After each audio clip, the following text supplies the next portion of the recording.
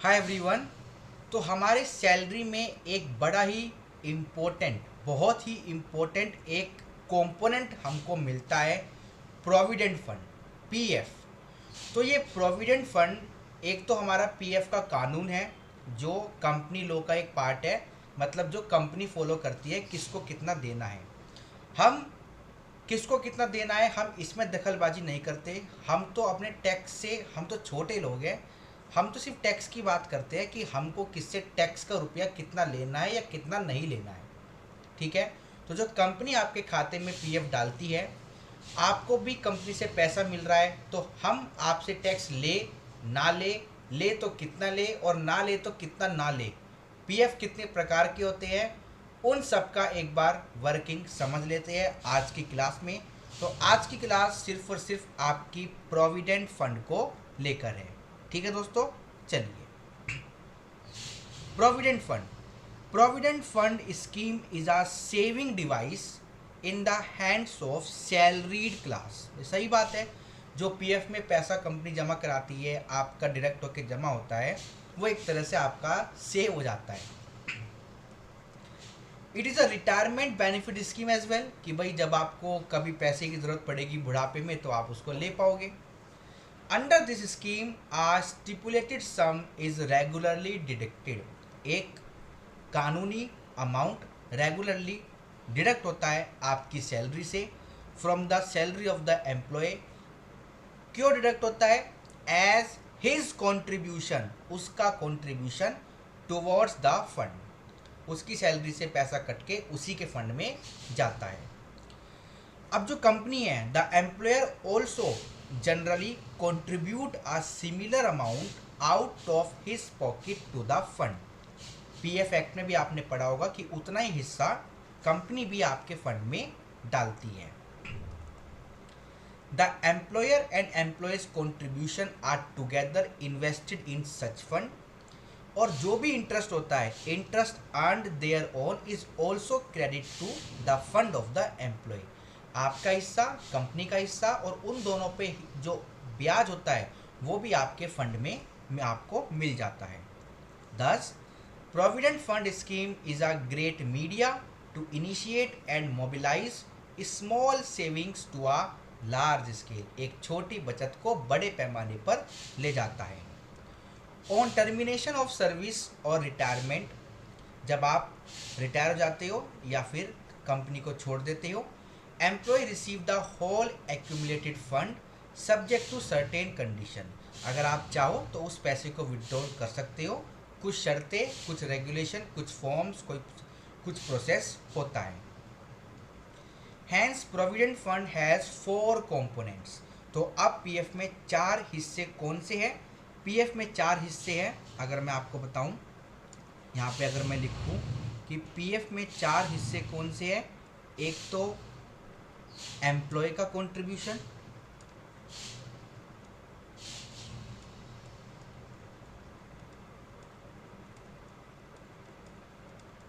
ठीक है, एक कंपनी का यानी employer contribution,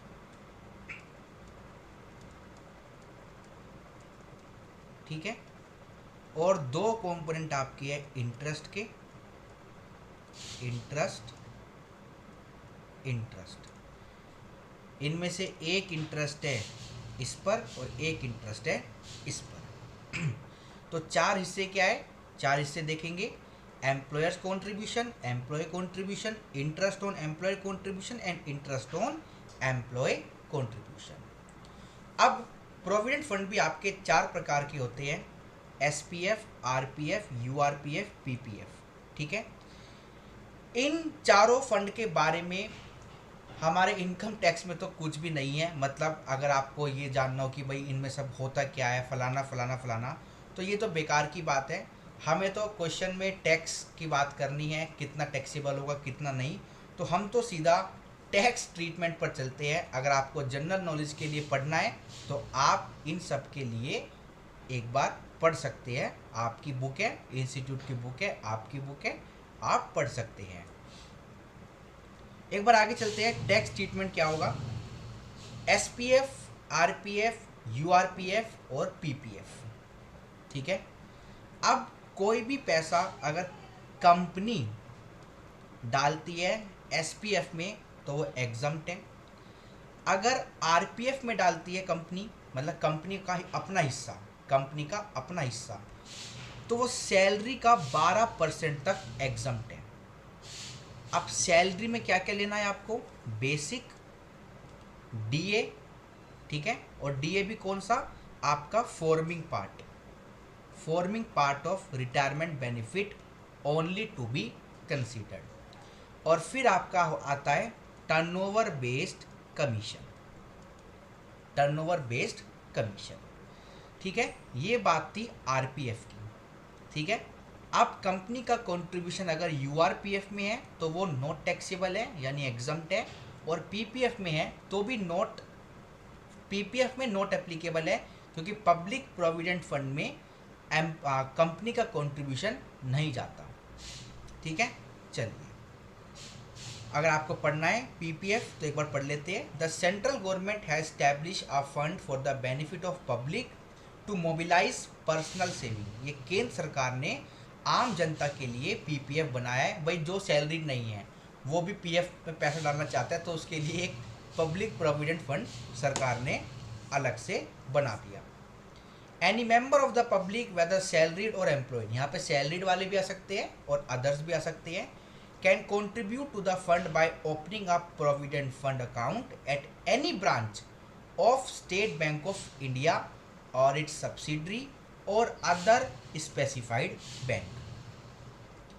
Even a salaried employee can simultaneously become member of employee provident fund and public provident fund. एक salaried employee provident fund का भी पार्ट बन सकता है और पीपीएफ का पार्ट भी बन सकता है। Any amount in multiple of 5 subject to minimum 500 and maximum 1,50,000 per annum may be deposited in this account. तो मिनिमम 500 से लेकर मैक्सिमम 1.5 लाख तक आप जमा करा सकते हो पीपीएफ में। Interest is credited every year but payable only at the time of maturity. और जो भी इंटरेस्ट आपको इस फंड पे मिलेगा पीपीएफ पर वो पूरा एग्जम्प्ट होता है। तो इसलिए यहाँ पे नोट एप्लीकेबल लिखा है, क्योंकि ये सैलरीड के लिए स्पेसिफाइड नहीं है, ये तो जनरल है। अगर सैलरीड वाला आना चाहे तो वो खुद आ सकता है, बट कंपनी पीपीएफ में उसका पैसा नहीं डालती। अब बात करते हैं सैलरीड एम्प्लॉय के खुद के कंट्रीब्यूशन की। अगर वो एसपीएफ में डालता है तो 80C में छूट ले लेगा, आरपीएफ में डालता है तो भी 80C में छूट ले लेगा, यूआरपीएफ में डालता है तो 80C में छूट नहीं मिलेगी, पीपीएफ में डालता है तो 80C में छूट मिल जाएगी। अब इंटरेस्ट की बात करते हैं। इंटरेस्ट, पूरा का पूरा इंटरेस्ट एसपीएफ में, चाहे वो कंपनी के कंट्रीब्यूशन पे हो चाहे आपके पे, पूरा का पूरा एग्जम्प्ट है। आरपीएफ में जो इंटरेस्ट है वो सिर्फ और सिर्फ एग्जम्प्ट है अप टू 9.5% पर एनम, ठीक है। और जो एक्सेस इंटरेस्ट होगा वो आपका टैक्सेबल हो जाएगा। तो हम दोनों फंड का जो मतलब दोनों कंट्रीब्यूशन को जो इंटरेस्ट आएगा उसको हम कंपेयर करेंगे। फॉर एग्जांपल आपको 1200 रुपये मिले 12% के रेट से, तो हम 9.5% तक इसको एग्जम्प्ट करेंगे और जो रिमेनिंग हिस्सा है आपका 2.5 वो आपका टैक्सेबल हो जाएगा, ठीक है। अब अगर इंटरेस्ट मिला है यूआरपीएफ के अमाउंट पर तो एग्जम्प्ट है और पीपीएफ के अमाउंट पर भी एग्जम्प्ट है। अब दोस्तों बात करते हैं विड्रॉल की। आपने पैसे को विड्रॉ करा, आप पैसा विड्रॉ करना चाहते हो, ठीक है। तो विड्रॉ करने के केस में क्या हमारे पास प्रोविजंस है, आइए देखते हैं। अगर आप एसपीएफ से पैसा निकालते हो तो वो आपका पूरा का पूरा एग्जम्प्ट है, बट कुछ केसेस में टैक्सेबल है। अब यहाँ पे एक छोटा सा स्टार लगाए जिसको हम अभी नीचे आकर देखेंगे कि कहाँ कहाँ पर टैक्सेबल है। आपने आरपीएफ से पैसा निकाला तो वो भी आपका एग्जम्प्ट है, बट यहाँ पर एक नोट है, मतलब नोट में कुछ लिमिट है। वो नोट यहाँ पर है, ये स्पेसिफिकली आरपीएफ वालों के लिए है, तो इसको भी हम अभी देखेंगे, ठीक है। तो यहाँ पर हमारे पास दो एक्सेप्शन है, पहली तो ये और दूसरी ये। However in few cases it is taxable. वो केस क्या होगा अभी हम नीचे देखेंगे जहाँ पर स्टार लगाएं। अब अगर आपने पैसा यूआरपीएफ से निकाला तो उसके लिए आपको इस टेबल को रेफर करना है कि एग्जम्प्ट होगा कि नहीं, और अगर आपने पीपीएफ से निकाला तो वो पूरा का पूरा आपका एग्जम्प्ट है। ठीक है दोस्तों, चलिए अब सबसे पहले हम नोट 1 नोट 2 और इस स्टार को कंप्लीट कर लेते हैं, जिसके बाद हमारा पीएफ का पॉइंट भी खत्म हो जाएगा। आइए, पॉइंट 1 क्या कहता है, पॉइंट 2 क्या कहता है, और यहाँ पे कुछ और पॉइंट्स है, पॉइंट टू बी रिमेंबर्ड ये क्या कहता है, और ये छोटा सा स्टार हमें क्या कहता है। नोट 1, अगर आपने लमसम अमाउंट विड्रॉ करना चाहा यूआरपीएफ से तो वो टैक्सेबल होगा कि एग्जम्प्ट होगा, आइए देखते हैं। Accumulated employer contribution, accumulated employer contribution, जितना भी पैसा यूआरपीएफ में कंपनी के कंट्रीब्यूशन का पड़ा था वो फुल्ली टैक्सेबल होगा। जितना हिस्सा आपका पड़ा था वो फुल्ली एग्जम्प्ट होगा। अब इंटरेस्ट की बात करते हैं। इंटरेस्ट की, कंपनी वाले पैसे पर अगर इंटरेस्ट में, देखो इंटरेस्ट दोनों टैक्सेबल है बट यहाँ पर हेड अलग है। हेड कंपनी वाले कंट्रीब्यूशन पे इंटरेस्ट जो मिलेगा वो सैलरी में टैक्सेबल होगा, और आपके वाले कंपोनेंट पे जो इंटरेस्ट मिलेगा वो अदर सोर्स में टैक्सेबल होगा, बट टैक्सेबल आपके दोनों है। ठीक है, टैक्सेबल आपके दोनों है। अब बात करते हैं, अगर आपने आरपीएफ से पैसा निकाला तो क्या क्या हमारे पास पॉइंट्स हैं। ठीक है, दो पॉइंट यहां पर है, ए और बी। ठीक है, ये इतना हिस्सा आपका आरपीएफ का है। Amount withdraw from RPF is not taxable if employ retires or terminate jobs after 5 years of continuous service. आप एक कंपनी में लगातार 5 साल तक हो या आप लगातार 5 साल बाद अपनी रिटायरमेंट ले रहे हो। ठीक है, मतलब minimum 5 years of continuous service आपको देनी पड़ेगी। ठीक है, या फिर employee has resign before completion of 5 year, आपने 5 साल पहले ही रिजाइन मार दिया, but and joins another organisation who also maintain recognise provident fund and his fund balance with current employer is transfer to the new employer. भाई मैंने job change कर ली तो फिर आपने नई जॉब चेंज कर ली तो वो पुराना पैसा नई जॉब में आ गया, तो हमें उससे कोई दिक्कत नहीं है। बट आपने अगर 5 साल से पहले जॉब छोड़कर आपने अपनी प्रैक्टिस चालू कर लिया, अपना बिजनेस कुछ भी कर लिया, तो फिर आप पैसा निकालोगे आरपीएफ से तो वो टैक्सेबल है। ठीक है, या तो आप पॉइंट नंबर फर्स्ट को फुलफिल कर दो या पॉइंट नंबर सेकंड को फुलफिल कर दो। अगला क्या है, the entire balance standing to the credit of the employee is transferred to his account under new pension scheme as referred under section 80cc। अब अगर आपको बचना है टैक्सेशन से तो आप ये भी कर सकते हो कि जितना पैसा आपके पीएफ में पड़ा है वो सारा का सारा आप ट्रांसफ़र कर दो न्यू पेंशन स्कीम जो आपकी 80cc में है, तो भी आप बच जाओगे। Next, employ retires or terminate job before 5 year of continuous service. भाई अगर आप 5 साल से पहले रिटायर हो गए या आपने जॉब छोड़ दी, क्यों?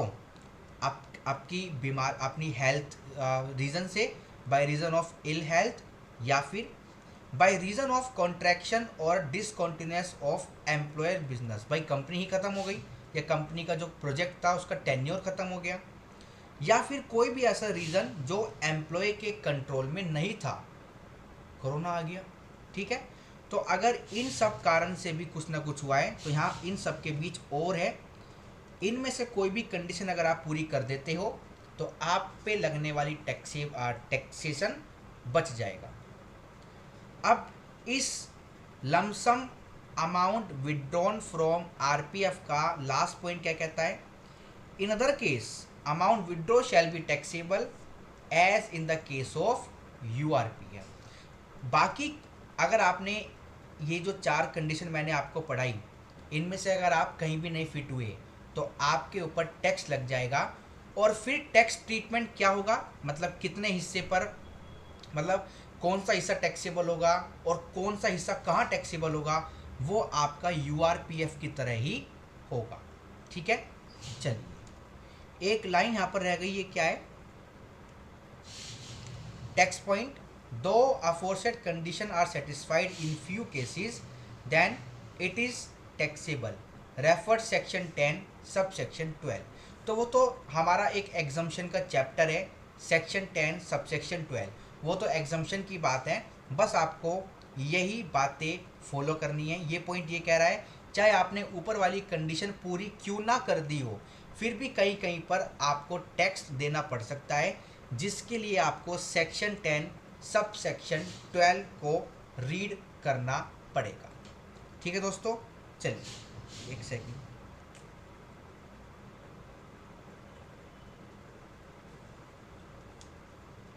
आइए अब चलते आगे। ये पॉइंट्स टू बी रिमेंबर्ड क्या है, हमें क्या याद रखना है, आइए पढ़ते हैं। Employer contribution to the new pension scheme, जो आपकी 80 CCD में है। हमने ऊपर भी कहीं पे देखा था क्या, ये रहा न्यू पेंशन स्कीम, ये 80 CCD है। ठीक है, 80 CCD is fully taxable under the head salary, however deduction under section 80 CCD is available. भाई ये कह रहे हैं अगर, अब यहाँ पे पीएफ की बात नहीं हो रही, अगर कंपनी आपके एनपीएस में पैसा डाल रही है तो वो आपका फुल्ली टैक्सेबल है, बट आप 80 CCD में छूट ले सकते हो। पहले सैलरी में आपको टैक्सेबल करना पड़ेगा, बाद में चाहे नीचे आप छूट ले लो। और किसकी बात हो रही है? कंपनी के हिस्से की। आपका कोई हिस्सा है एनपीएस में तो उसकी भी छूट आपको 80 CCD में मिलेगी। इसके लिए आपको डिडक्शन की वीडियो में जाना पड़ेगा।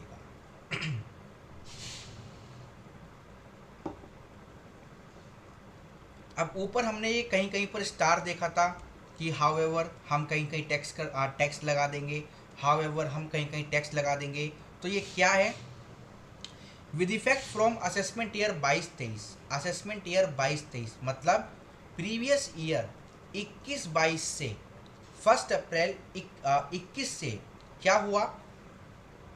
सेक्शन 10 सबसेक्शन 11 या फिर section 10 subsection 12 has been amended to provide that exemption shall not be available to the interest income। कौन सा interest? accrued during the previous year in the provident fund account of the employee to the extent it relates to the amount of the contribution made by such person exceeding 2.5 lakh, और bracket में लिखा है 5 lakh if contribution by such person is in a fund in which there is no contribution by the employer of such person in a previous year in that fund। अगर एक बार को हम ये वाली लाइन भूल जाए, ये क्या कह रही है, ठीक है, अगर हम इस लाइन को भूल जाए, बाकी की कहानी पढ़ते हैं। बाकी की कहानी क्या है? एक सेकंड, हाँ जी। तो सबसे पहली बात, ये जो पूरी स्टार की कहानी है, this point is only for interest. ये जो पॉइंट है, ये जो अमेंडमेंट है, ये सिर्फ और सिर्फ इंटरेस्ट पोर्शन के लिए है। अब ये क्या कह रहा है? ये कह रहा है, हमने लिखा था कि जो इंटरेस्ट होगा एसपीएफ पे या आरपीएफ पे, वो पूरा का पूरा आपका क्या होगा? एग्जम्प्ट होगा एसपीएफ के लिए, और एग्जम्प्ट होगा 9.5% तक आरपीएफ के लिए। ठीक है, अब ये कह रही है अगर एम्प्लॉय का कंट्रीब्यूशन, एम्प्लॉय का कंट्रीब्यूशन 2.5 लाख से ज़्यादा है, 2.5 लाख से ज़्यादा है, तो फिर क्या होगा, तो फिर क्या होगा, ऑन अबव 2.5 लाख जो भी इंटरेस्ट होगा शैल बी फुल्ली टैक्सेबल, वो आपका पूरा का पूरा क्या होगा, टैक्सेबल होगा। ठीक है, वो पूरा का पूरा आपका क्या होगा, टैक्सेबल होगा। क्लियर है पॉइंट यहाँ तक, पक्का? चलिए अब दोबारा पढ़ लो। सेक्शन 10 सबसेक्शन 11 सबसेक्शन 11 है आपका किसका, ये आपका जो है एसपीएफ, और 12 आपका है आरपीएफ का। Has been amended to provide that exemption shall not be available to the interest accrued during the previous year in the provident fund account of the employee to the extent it relate to the amount of the contribution made by such person exceeding 2.5 lakh. ठीक है, इन a previous year. अब ये 2.5 लाख की जो limit है इसको 5 लाख का कर दिया जाएगा। क्यों? If contribution by such person is in a fund, उस फंड में है in which there is no contribution by employer of such person. जैसे पीएफ में ये खुद ही पैसा डालता है, वैसे तो डाल नहीं सकता, ठीक है, क्योंकि पीएफ कोई ना कोई कंपनी ही आपका जमा कराती है। फॉर एग्जांपल एसपीएफ में आप खुद ही पैसा डालते हो, आपका कोई भी एम्प्लॉयर नहीं है, तो फिर आपको 5 लाख तक के ब्याज की छूट मिलेगी। मतलब 5 लाख तक के अमाउंट पे जो ब्याज बनेगा उसकी छूट मिलेगी, बट उसके ऊपर कोई भी छूट नहीं मिलेगी। ठीक है जी, चलिए अब पॉइंट्स टू बी रिमेंबर्ड में हमारा अगला पॉइंट क्या है, the amount or the aggregate of amounts of any contribution made to the account of the assessee by the employer in a RPF or in NPS or in superannuation fund, अगर 7.5 लाख से ज़्यादा करा तो वो पूरा का पूरा मतलब एक्सेस पोर्शन टैक्सेबल हो जाएगा। मतलब अगर आपका पीएफ बहुत ज़्यादा कटता है, कितना ज़्यादा, फॉर एग्जाम्पल 8 लाख रुपए पूरे साल में जमा हुआ, the amount or the aggregate amount of any contribution made to the account of assessee by the employer, तो ये 8 लाख रुपए में आपका हिस्सा भी है और कंपनी का भी है, क्योंकि जो कंपनी पैसा जमा कराती है वो आपका हिस्सा भी होता है और कंपनी का भी होता है। तो इस केस में 7.5 लाख माइनस करके 50,000 पर एम्प्लॉय को टैक्स देना पड़ेगा, और ये 7.5 लाख की लिमिट इन तीनों फंड की मिलाकर है। Tax point, there is combined upper limit of 7,50,000 in respect of employer contribution in a year to NPS या फिर सुपरएन्यूएशन फंड या फिर recognise provident fund, and any excess contribution is taxable. Next point, the annual accretion, मतलब annual accretion मतलब इस amount पे कोई interest, कोई डिविडेंड या कुछ भी अमाउंट मिलता है during the previous year to the balance at the credit of the aforesaid fund or scheme to the extent it relates to the contribution referred above shall be taxable. क्या मतलब हुआ? Up to it relate to the contribution referred above shall be taxable. अब जैसे ये amount taxable है तो इस पर जो इंटरेस्ट होगा ऑल्सो टैक्सेबल। ठीक है, चलिए tax point, such accretion shall be included in the total income and shall be computed in such manner as may be prescribe. बस वो तो आपका सैलरी में एड ऑन हो जाएगा। तो दोस्तों आज की मुलाकात, ये जो छोटी सी मुलाकात हमने इस वीडियो में रखी थी, ये सिर्फ और सिर्फ हमने प्रोविडेंट फंड को लेकर रखी थी, जिससे बच्चों को कोई भी कन्फ्यूज़न कभी भी ना हो। ठीक है, आपको अब मैं बताऊं तो क्या क्या याद रखना है। ये आपका बहुत मेन है, ठीक है, ये 9.5 आपका बहुत मेन है, और बाकी सारी चीज़ें जो मैंने थ्योरी में बताई वो भी आपकी मेन है। बट इन दोनों परसेंटेज को प्लीज़ याद रखना, और ये फंड को एक बार पढ़ लेना, ठीक है।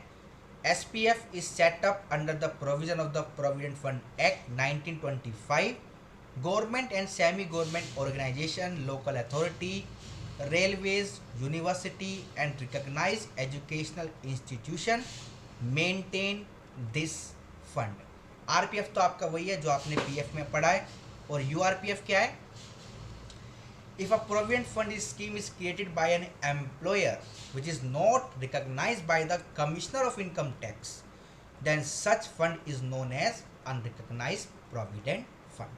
मतलब अपनी आपकी कंपनी ने अपना ही कोई एक संस्था बना ली कि हम तो यहाँ पे पैसा जमा कराएंगे, तो वो होता है अनरिकग्नाइज प्रोविडेंट फंड। चलिए, आज की क्लास में इतना ही, मिलेंगे अगली क्लास में कुछ नई बातों के साथ। तब तक के लिए thank you so much, bye bye.